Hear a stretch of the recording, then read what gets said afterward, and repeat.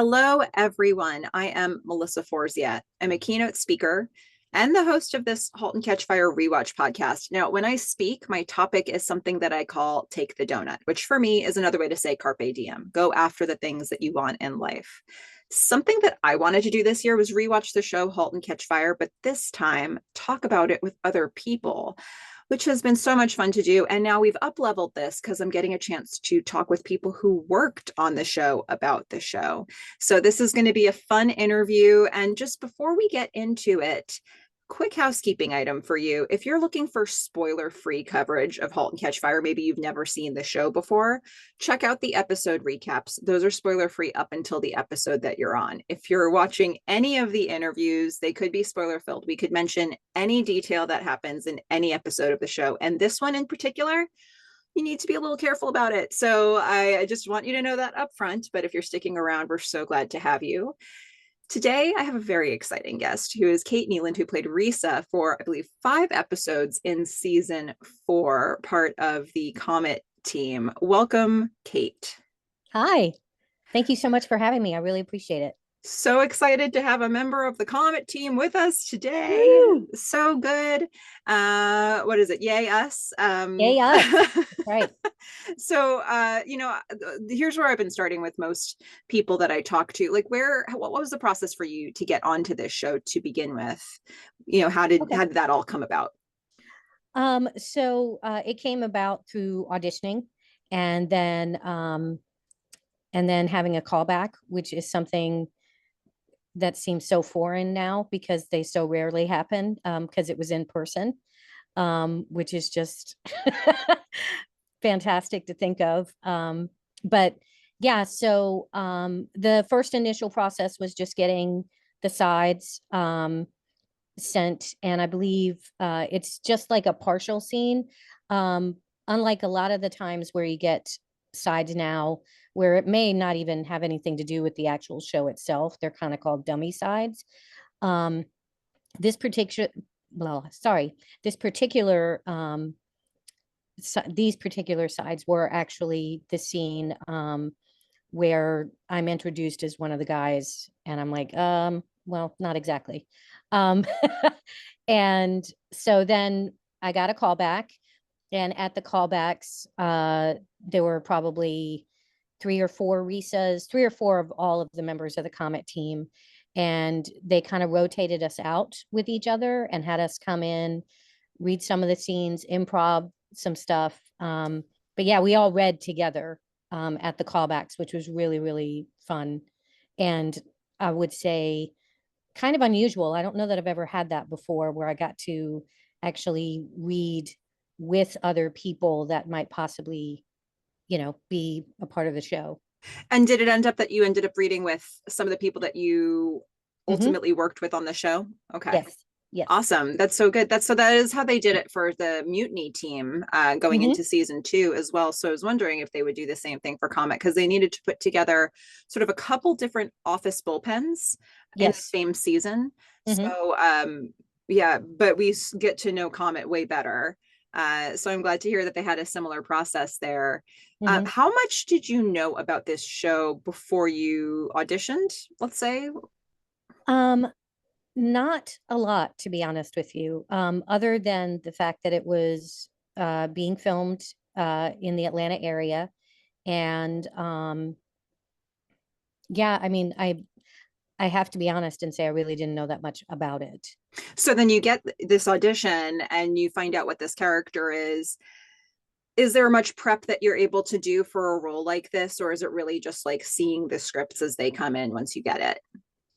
It's really just about seeing the scripts as they come in. I mean, I think one of the things that's fascinating but also can be challenging, quite honestly, is, we don't get full scripts. We get this little piece of something, and there will be basic descriptions as far as, maybe age range or that kind of thing, or might have a sense of humor or whatever. But essentially, you just kind of, at least for me, and in this audition and a lot of the auditions that I do, I just try to just be like, this is who I think this person is. This is me as this person. And yeah, just go in there and do it.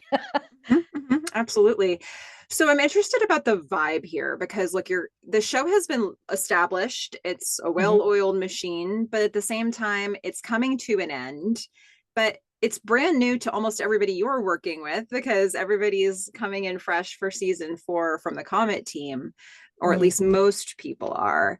Mhm. So, what did it feel like for you on set with all of these different things kind of mixed into the soup? So I think as far as you are absolutely correct. Like things were up and running. They had a system in place of how they did things.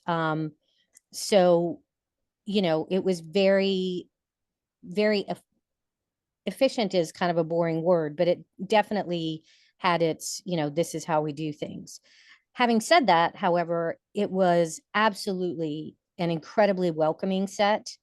And, you know, to your point, those of us in the Comet team, we were all new. So that excitement of getting to be a part of something that already existed, yet being brand new in our group. I mean, we really did hang out in between takes, and the relationships that you see, we were really forming them when the camera wasn't rolling as well. So, um, and it really was a very welcoming place. And so I think, yes, we knew that it was the final season. And so there's the excitement of we get to be a part of this journey.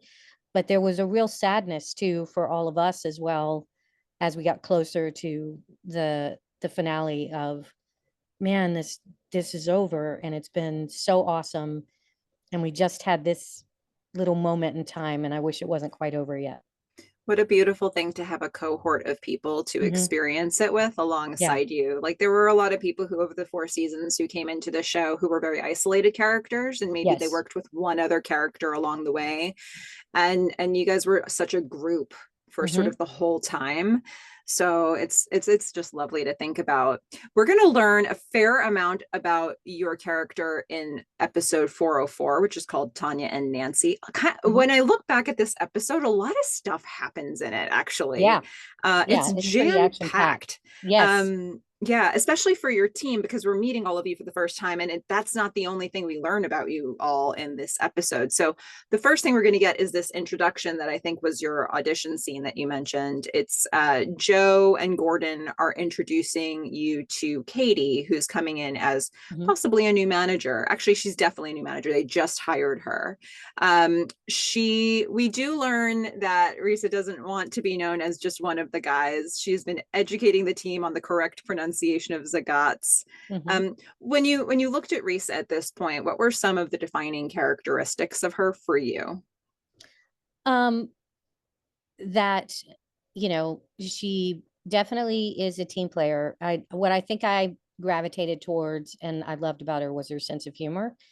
And wanting that to be sort of the icebreaker, with being a woman in business, quite honestly, of like, you know, um, I want them to know that I'm their peer.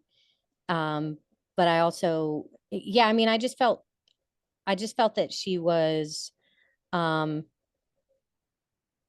a lot of fun, but sometimes, but a little bit of that humor is also her guard of, you know, I want them to take me seriously, but I don't want them to see me as, um, quite honestly, one of the things that I think is something that all women struggle with is coming across too much like a bitch. Am I allowed to say that? Sorry, on the Sure. podcast. Yeah, yeah, yeah. um, in business, especially, I think it's, wanting to, um, establish yourself as, look, I know what I'm doing. I'm really good at what I do. Please see that and acknowledge that. And, this is going to be awesome because I want to work with you guys. I love working with you guys.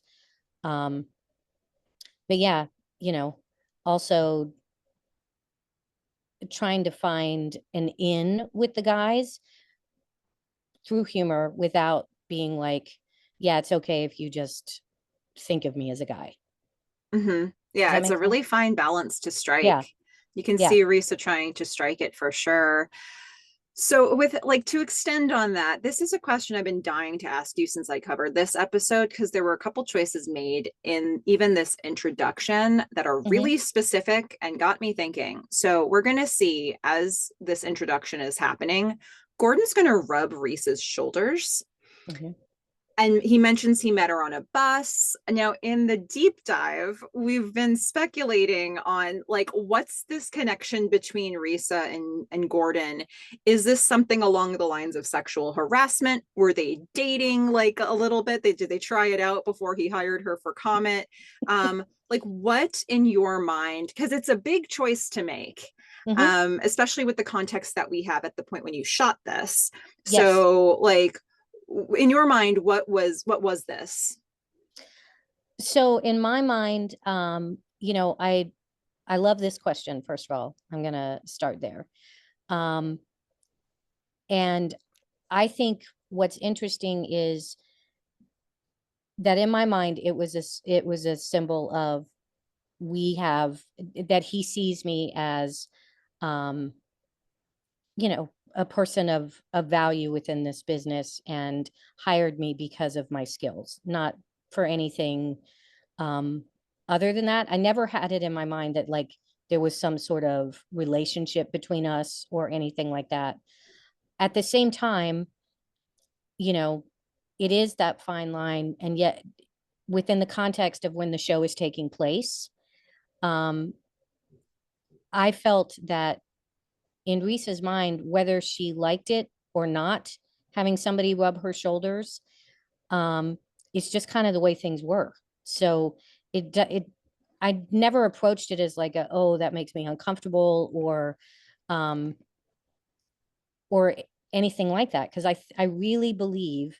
And after I shot it, I talked to my mom, actually, who was a businesswoman during that time frame. And there's so many things that by today's standards we would never hopefully allow, or just be okay with, that I think was just so ingrained and accepted, um that you're not even aware of it. Like, you don't think of it that way. And that's the way I approached the character, was just, this is the way.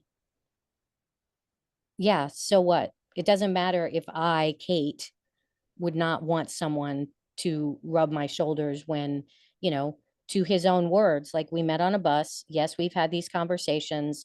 This is why he decided to hire me, um, because we have kind of this friendship. But yeah, I don't know if that makes sense to you or not, but I really did try to approach it from that lens, as opposed to me personally having somebody rub my shoulders while they're talking about me. I don't know.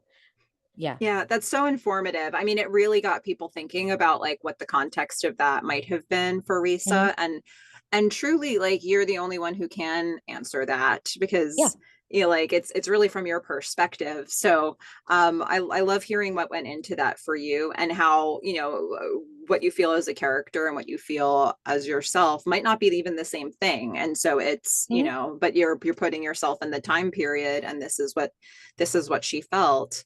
um we're gonna get, and another thing that happens in this episode is the weekly website indexing contest. Hmm. This is, you know, what a complicated, a chaotic scene. Yeah. um, it looks it looks so fun on screen. I don't know how it was to shoot, but Oh, it uh, was absolutely hilarious and fun. It yeah, was. the I think contest is that, neck and neck for this. Pot stickers win, your team wins. Yeah, tell us about it. well, I mean, I just, it's one of those, I think it's one of the it's funny to me that all of this happens in this one episode in a lot of ways, because there's so much world building in just these short little clips. And yet it was all genuine, and we really were having fun. We really did. you know those of us that were on the pot stickers were like, you're going down. And so there's all the stuff that you see that's not necessarily scripted or whatever. um I think what I love most about that is knowing that whether the camera was on us or not, like whether we were in the shot, we were all just really competing with each other through that entire segment. Um, and it was just, it was a blast. And I remember being like, yeah, pot stickers won. Yeah, that's how we do it. Do you remember how long it took to shoot that scene? um, I don't actually. I'm sorry. I was trying to Yeah, think about it. But I honestly do not remember. because it's Um, a pretty long it's one scene, but it's a long sequence, and we mhm, get everything from like seeing the beginning of the, well, we're coming in for the end of the contest, but from the beginning of that to right. like all the way through Haley pieing Gordon in the face. Mhm, All of that is one thing, and you're getting it from so many different angles, so many different people's yeah. reactions. There are a lot of people in the room. Mhm. I don't even know how they edit a thing like that to try to get some sort of continuity between it all. Like, how much of a conversation was that on set of trying to match previous work? I mean, it is remarkable the amount of um attention to detail. And even as the performer, like there are certain things that it's like, okay, I had my hand here, and I know, if I know as a performer that the camera caught that, then I have to make sure that, even if there is, some amount of improv or any of that, that those things stay the same every single time, so that, when they're editing, it can make it easier. Um, I'm not going to lie and say that as an actor, you don't sometimes get caught up in the moment and forget, but you really do try to make sure and just sort of mentally track, this is what I did, I have to do it again, while keeping it still organic. And um yeah, Yeah, so cool. Well, at the end of this scene, we're gonna get Risa's going to try to stop the team from lifting Haley over, like, in a cheer and a victory, mhm, lifting her over their yes. shoulders. She's protecting her. She's right at Haley's side when Gordon is going to get pied in the face. Tell us about working with Susanna Skaggs. She was new to the scene. She was relatively new to the scene.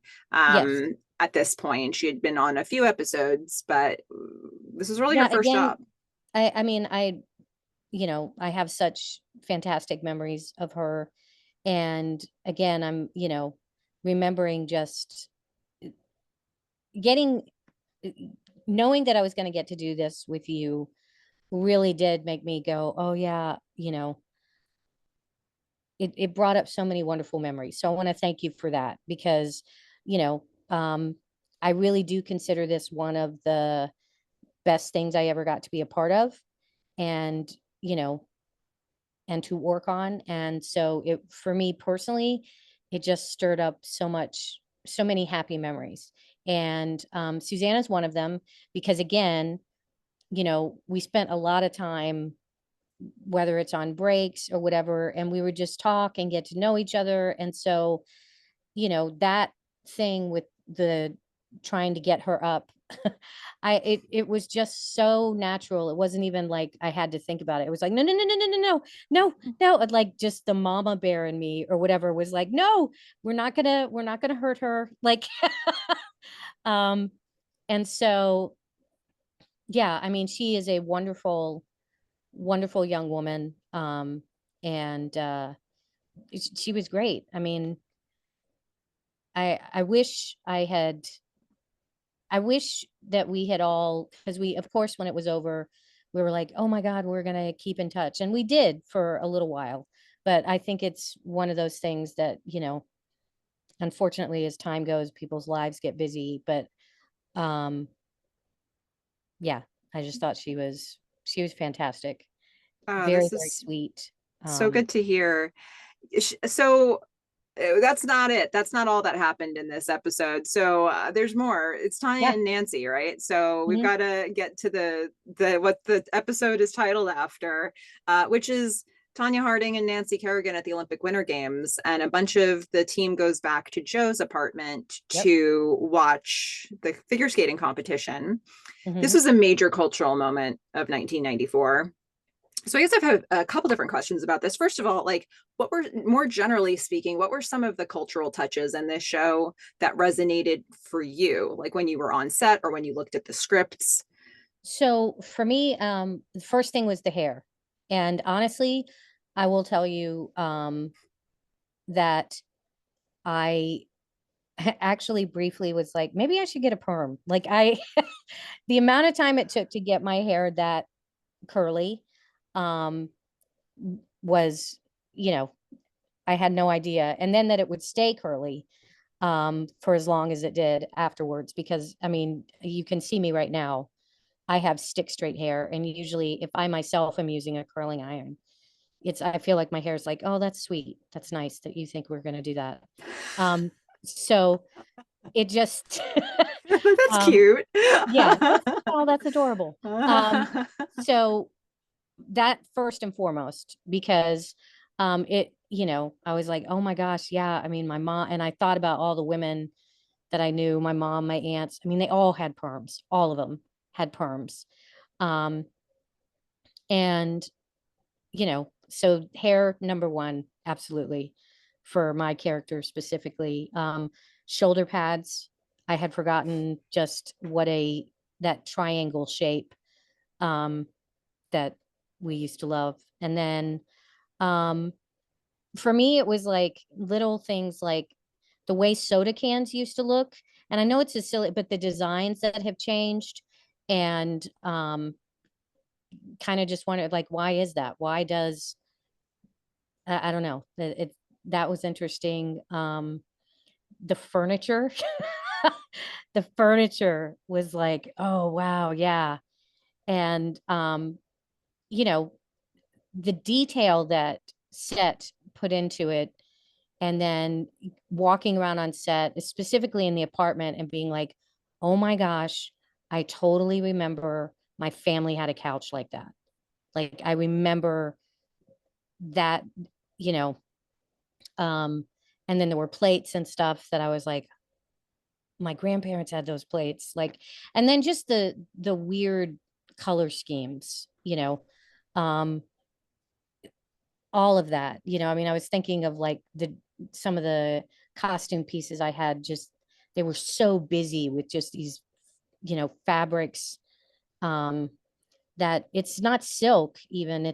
I forget I don't know what you call that kind of like, and the pants were all like polyester. Like there's just so yeah, I mean, definitely fashion, furniture, um and then I think just to when we were in the office, just to even see those kinds of computers, um the phones, all of it is just the detail in the sets were so impeccable.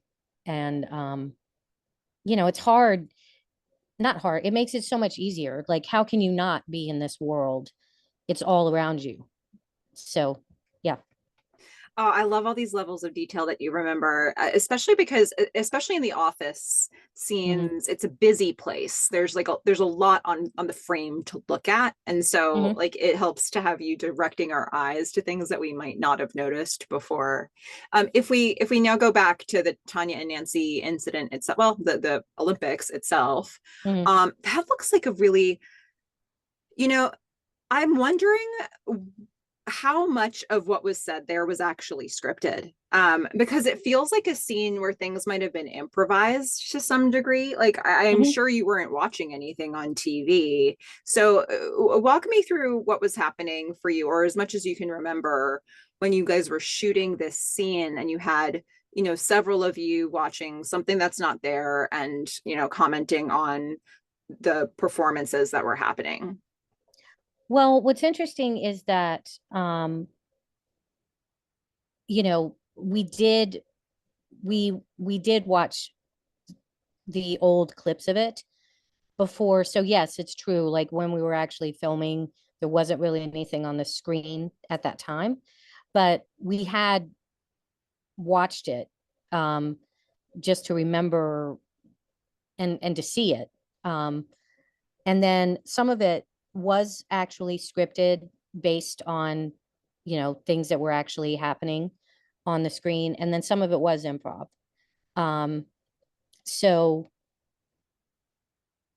I don't know. I mean, to me, just thinking about that whole situation, and to your point that it was and still is a very iconic moment in US Olympic history. I mean, I don't know that there's anything else that really compares So weird. before or since. And so, and to know that that wasn't, that wasn't created out of thin air. Like people really did. It was such a huge part of the lexicon at the time that, yeah, people did go to parties so they could be like, what is going to happen? We gotta watch this. We gotta know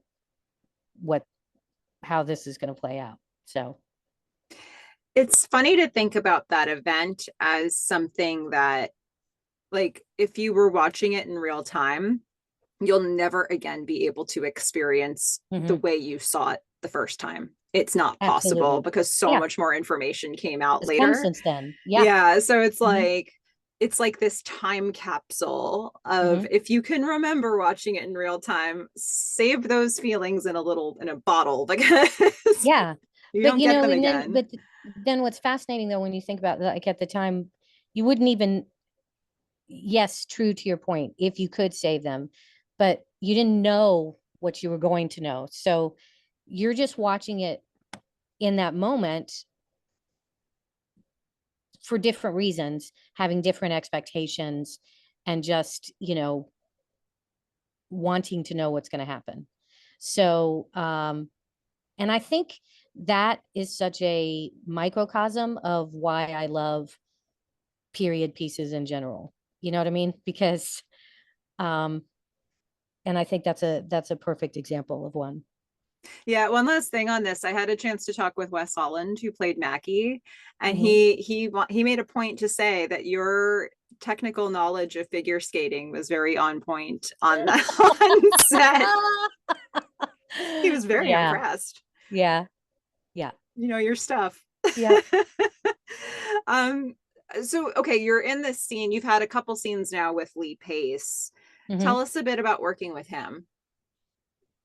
Um, One of the highlights of my career, um, just as a whole. Like, I mean, I just think he's just a fantastic performer, obviously, actor, and then just a person. I mean, he was really, really, really um, incredible to work with. I mean, just very kind.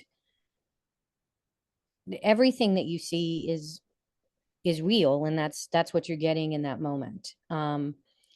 And for me, it really was a huge honor. And I think what this set as a whole and um Lee in particular, because I had a couple more scenes with him than I did um, with Scoot. Scoot. Mm-hmm. But both of them, I mean, it cannot be overstated how welcoming they were to myself and to all of us that were part of the Comet team.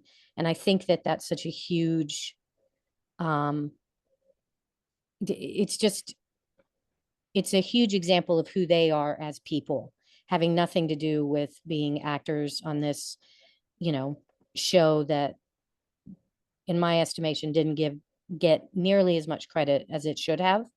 Um, and yeah, I just Lee is an incredible actor, and he was incredibly kind. And I think when you are coming into a show with stars in their own right, not only are they established on this show, but they are, Lee certainly had been in what, you know, Pushing Guardians of the Daisies. Oh, Galaxy and Pushing yeah. Daisies. And, I mean, I definitely knew his work and thought he was incredible. So for me personally, to have someone of that caliber then automatically treat you as a peer, and it's really, really um it's very it's very self-affirming, and it just like I have nothing but really utmost respect for him as a performer and then as a person. Well, in terms of like further work that you did with him, in 406, we're finally going to get to the next episode that you were in. So 406, a connection is made.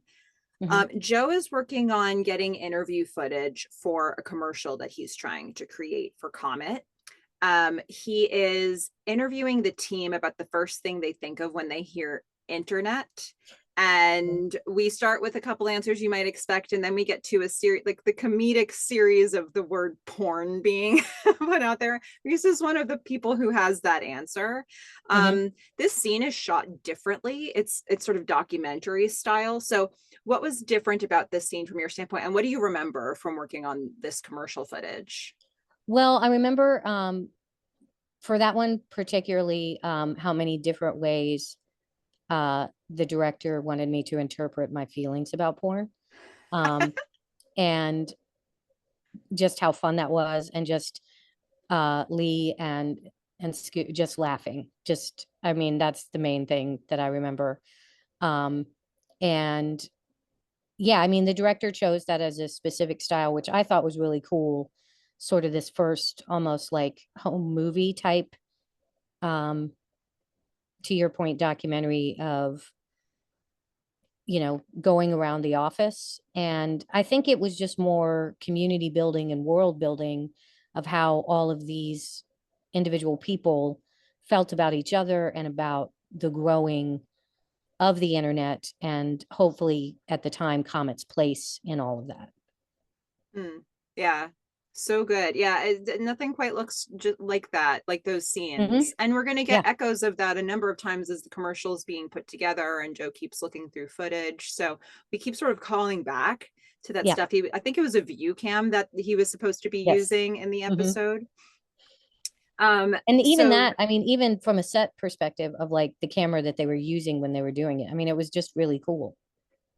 yeah, like it's such a throwback. It's amazing that they got some of this stuff in terms of the props that they were using. Oh yeah. I don't even really remember view cams from that time. I feel like camcorders for sure, but I feel like they were No, bigger. this was bigger, and it had, it's weird because it was like you looked in this eye hole thing, the person with the camera.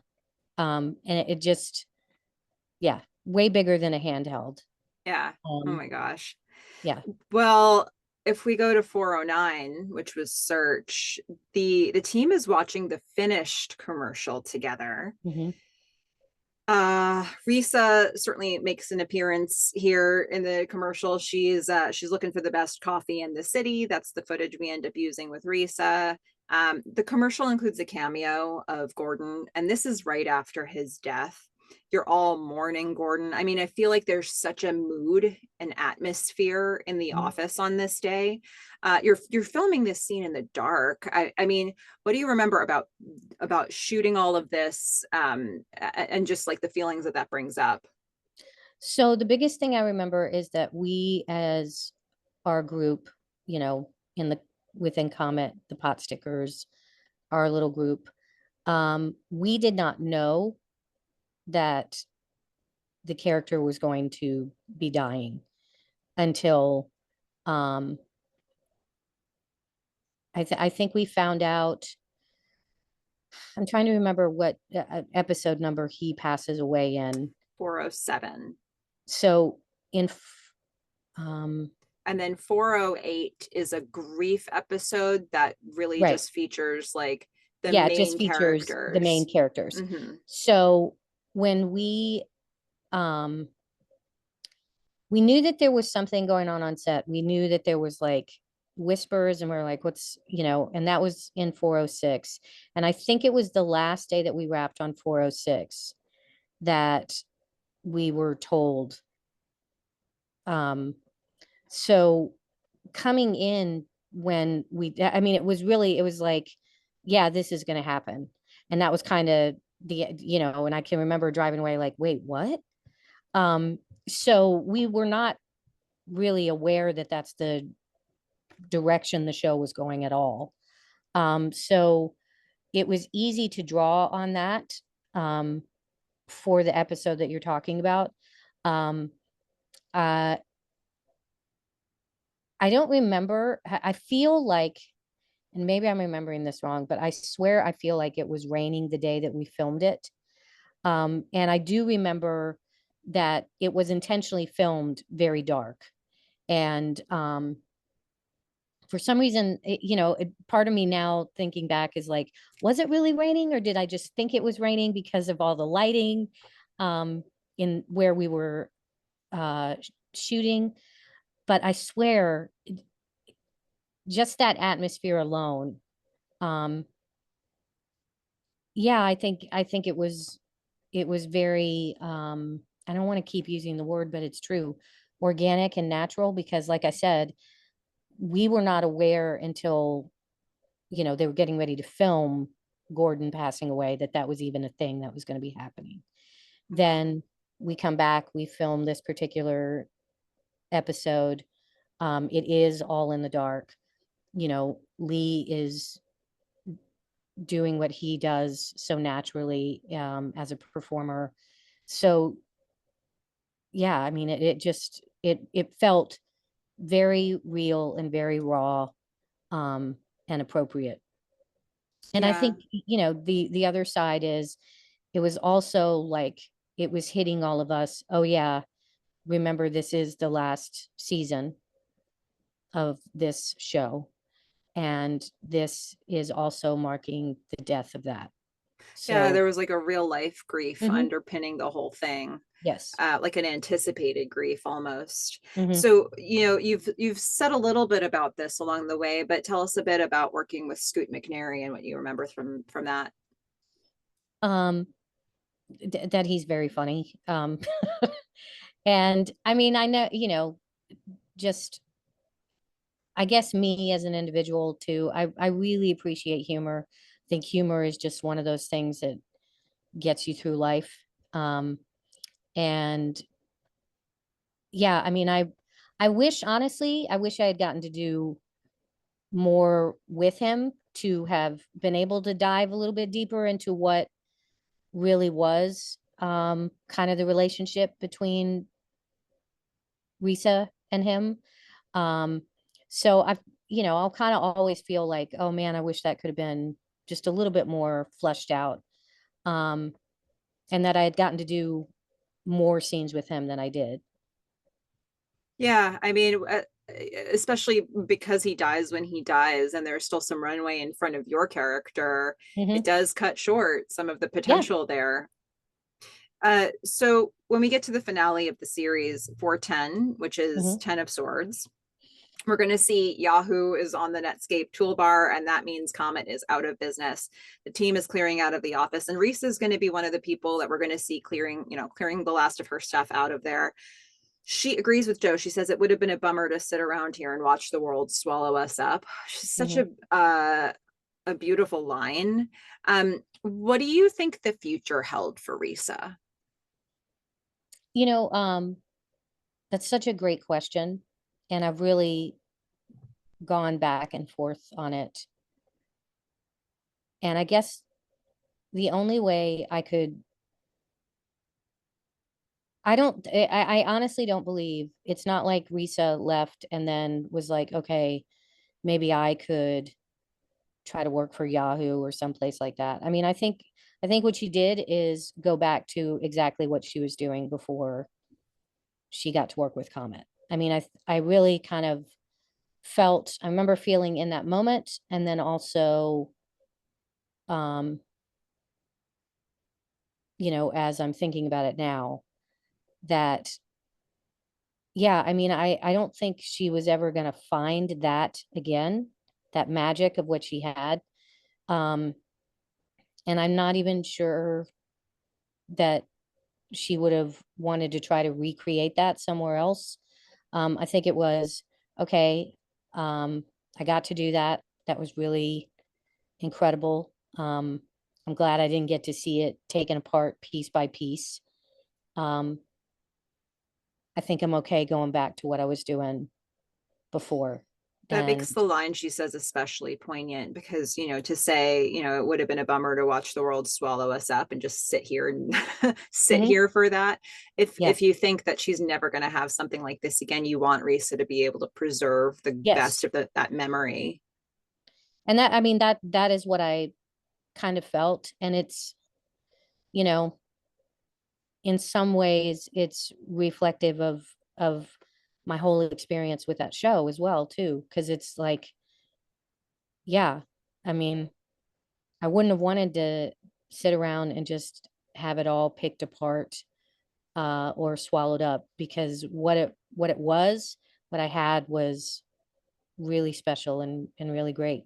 So, Yeah, and I'm sure like if all of the characters were real people and you could ask them what they mm, thought about the end of Comet, I'm sure you would find some people who felt a negative or bitter feeling towards it. sure. But I feel like what we're seeing in the show, the people they're showing us in the show, there's just a generosity and appreciation of the time. Like Mhm. clearly this chapter was closing. Like Yeah. there was something very like this is the matter of fact about it and we've made the best of it and like an appreciation of that. And Hmm.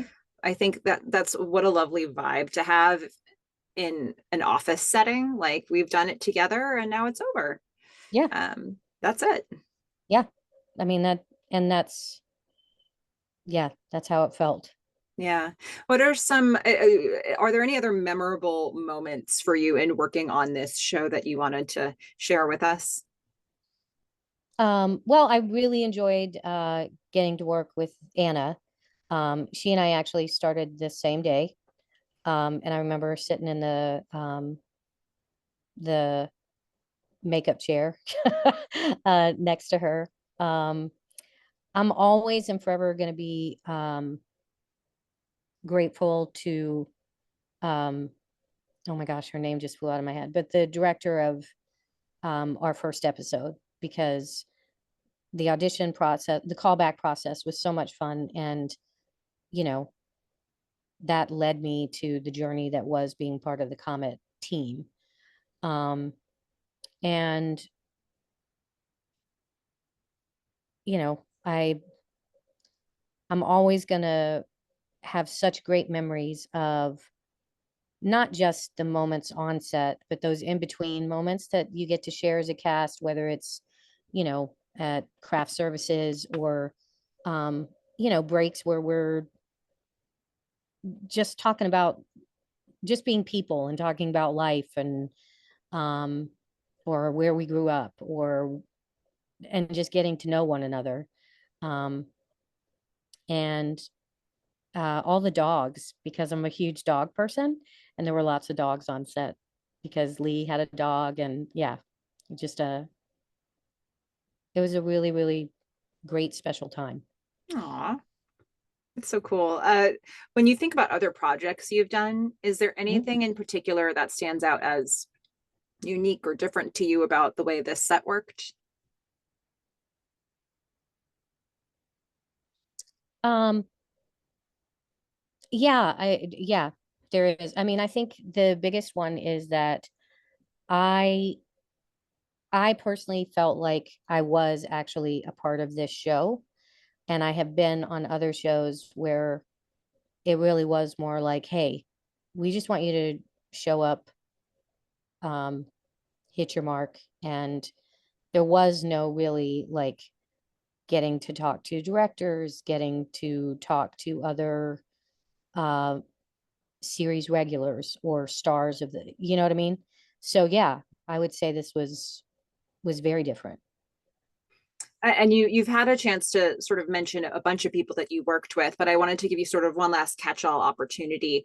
Are there any people that maybe didn't get mentioned that you really enjoyed working with, either fellow cast or crew members, or any people that really were part of the experience for you? Yeah, I mean, hair and makeup, Donna and Teresa. and the ADs, like, I mean, everybody really was like, I mean, I wish I could remember her name, but I remember, when we picked out Risa's glasses and, the watch that I wore, like there was just Are you thinking just of all Jennifer these. Bryan, maybe? Yes, yes. Mhm. Okay. So all of those little details, costuming, I mean, everybody was just it's so nice and so complimentary and so good at what they do. And just that was the vibe. That was the vibe on set. Um, at least for me, that was my experience, and I will forever be grateful for it. This is so lovely to hear. Look, I don't even know how to phrase this last question anymore because it's been such a weird time in your industry. But is there, I was going to say, what are you up to now? But is there anything that you want to plug? Anything that you're working on or that's come out recently or that you've just done since Halt and Catch Fire that you want us to hear about? Um, I wish I had news for you. I'm sorry to say. No worries. But yeah, I mean, it's been a couple of years since I've gotten to be on set. I actually really hate saying that out loud, but it's the reality. Um, so yeah, I hope, I guess, like Risa, I'm hoping, just be patient. Just, you're one bus ride away from somebody striking up a conversation with you and Ah, that melted my heart. exchanging. So, I really do. I'm very much trying to look at it that way. I mean, it is a very weird time in our industry. There's there's no doubt about that. But I have to believe that, you know, who I am and what I'm capable of has not changed.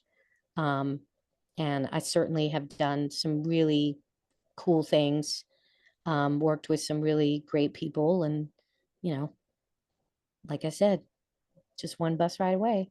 May you be just one bus ride away. Oh, that's my favorite thing that just came out of this interview. I can't believe it. Yay. I don't know if I'll ever be able to reuse it outside of this interview, but that's so good. Oh, that's so lovely. Thank you for taking time to talk about working on this show. This was such a Thank you. pleasure to go on this trip down memory lane with you. I really appreciate it. I think it's great that you're, reaching out to all of us. And yeah, thank you, fans. Thank you, everybody. So thank you so Ah, much. thank you for that. And to everybody who's watching this, please go out there and watch Halt and Catch Fire. And may you be just one bus ride away from the Exactly. thing that you want. Thank you so much. Bye, everyone. Bye. Be well.